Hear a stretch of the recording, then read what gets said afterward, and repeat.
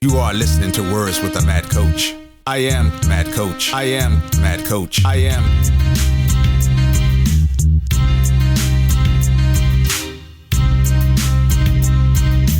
I am Mad Coach. I am Mad Coach. I am.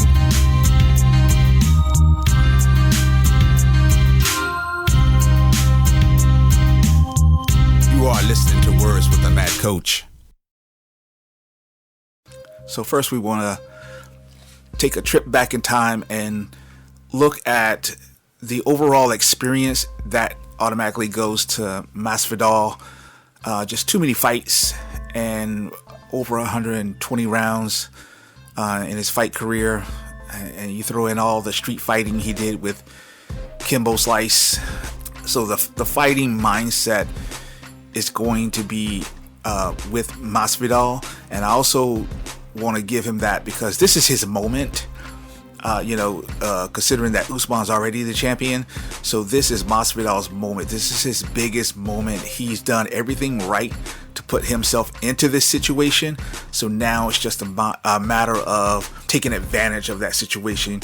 You don't want to spend all this time building and protesting and making claims and looking to get that big payday and then not deliver. We've seen guys in the past, in my opinion, Yoel Romero is one of those guys who got everything they asked for, but they didn't deliver. I think this is Masvidal's moment to deliver, become the champion, if that's what's truly in his heart. When we look at Usman, he's relatively a short career in mixed martial arts with 16-1 overall, 11-0 in the UFC, and that's very important. But the one thing that you have to look at, Usman has about 8 finishes overall. 5 of those were before the UFC, so he's only been able to finish about 3 opponents in the UFC, whereas Masvidal had about 11 finishes before the UFC, and he's finished about 7 people in the UFC that are top-notch guys. Masvidal, some of the fights he has been very close fights.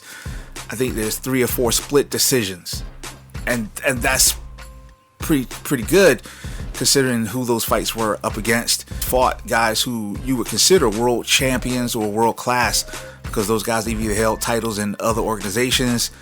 They've been number 1 contenders in the UFC. So Masvidal is in his moment. There is no doubt about that. It's just a matter of, can he take advantage? Can he capitalize on the moment? Like I said, he has over 120 rounds overall. Usman has over about 53 rounds overall completed. That's a lot of experience. Now, the one thing that brings this a little bit closer is that Usman has about 43 rounds in the UFC because of those 5-round main event fights that he's been in with Damian Maia and Colby Covington, Tyrone Woodley. So those fights have brought him a little bit closer in terms of experience and just being in that octagon and getting comfortable. And we know that he's gotten comfortable because if you watch his fights from, say, when he first started in the UFC to, his last fight, you can see that he's added tools to the game. In the fight with Covington, we saw the push kick come out and then the tendency to really rip the body shot. And if you go back to his earlier days in the UFC, that just wasn't there.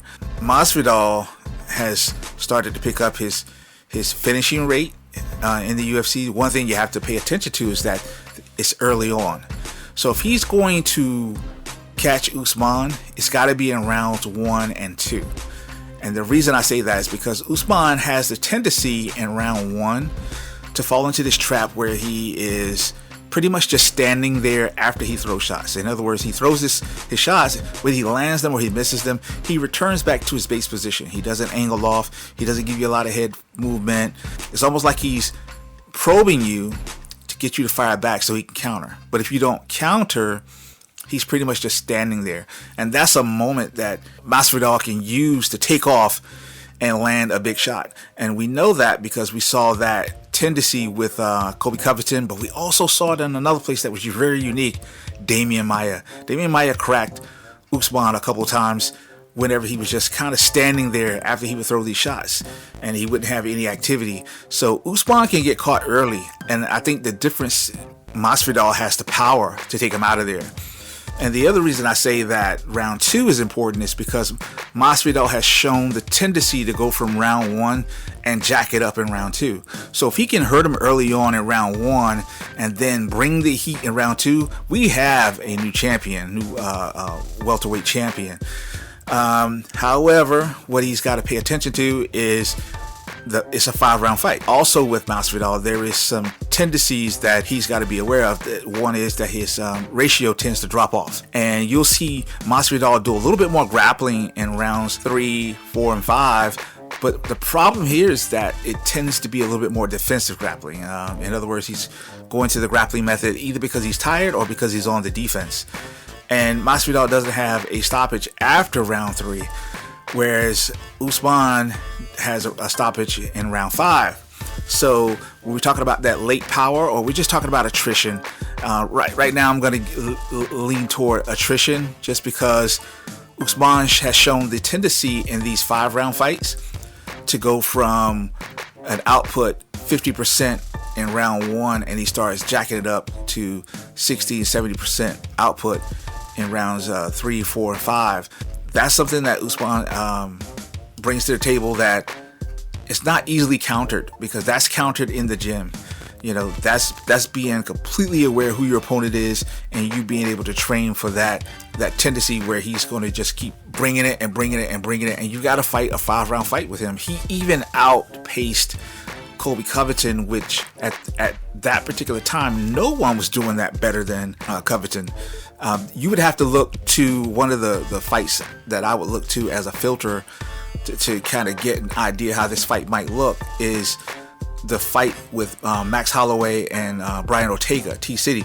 If you look at the behavior before that fight, T-City had this ability to pressure guys and force those guys, after they were beaten up, after they were tired, force them into a situation where they tried to force the grappling and shoot and take him down, and he would always end up on top and smash them. Well, that's what Usman does.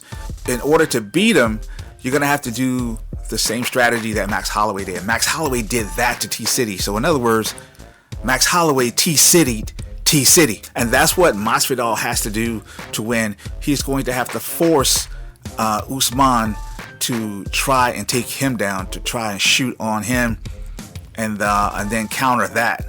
But he's got to keep his distance and be aware of that, of the shooting distance of Usman. I talked about this in a previous audio, in a previous video, about, you know, what COVID brings. COVID-19 has brought late notices. COVID-19 has brought us smaller cages. COVID-19 has brought us more knockouts.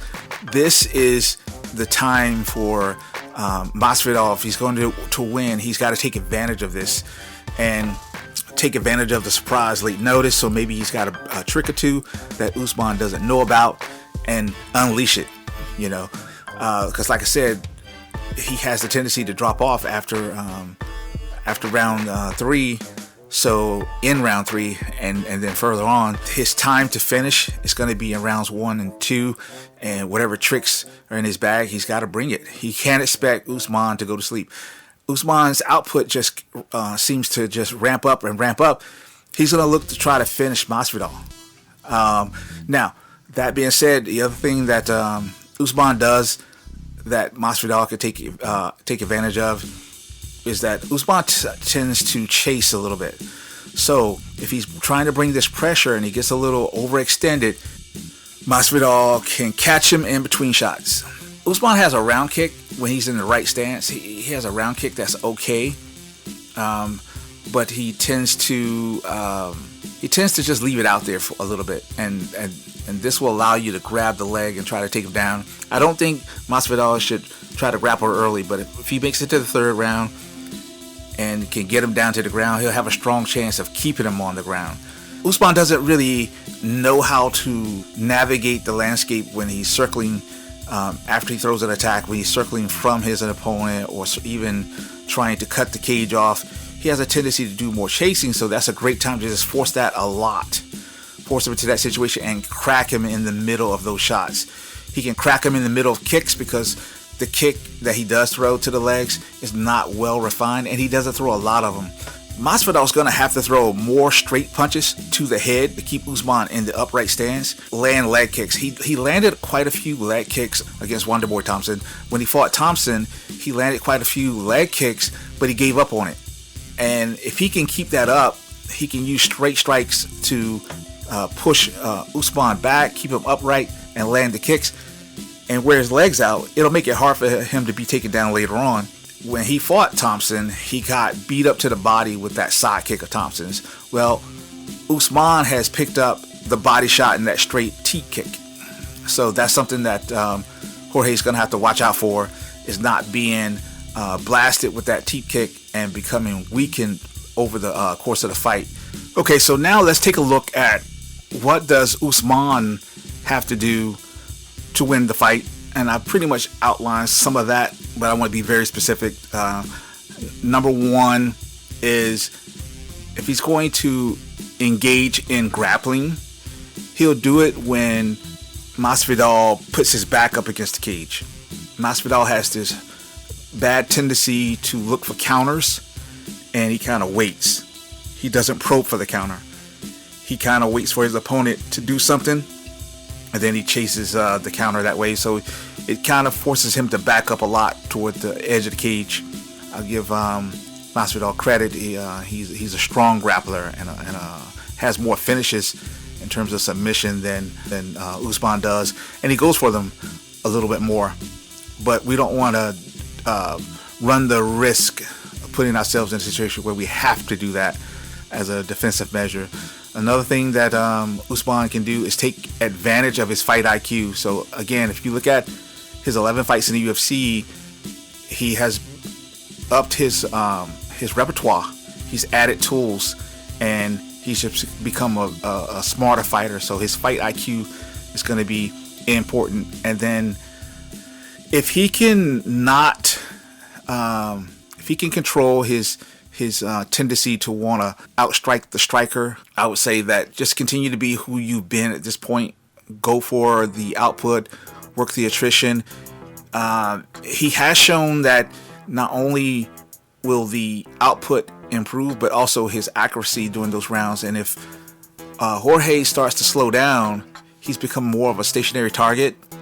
So Usman can hit him more often, just like he did with Covington, and so highly likely that he will then finish him if he just stays true to the course and allow himself just to be himself and just let his hands go, and he'll be okay. The way I see the fight going is Masvidal, if he's going to win it, it's got to be by rounds 2 and 3. I think he can dig deep. If he hasn't done it in round 2, I think he can dig deep and bring some more pressure and do it in round 3. But if he hasn't done it by then I'll say that it's going to be Usman by unanimous decision after 5 rounds. I am Coach Sess, and you've had Words with the Mad Coach.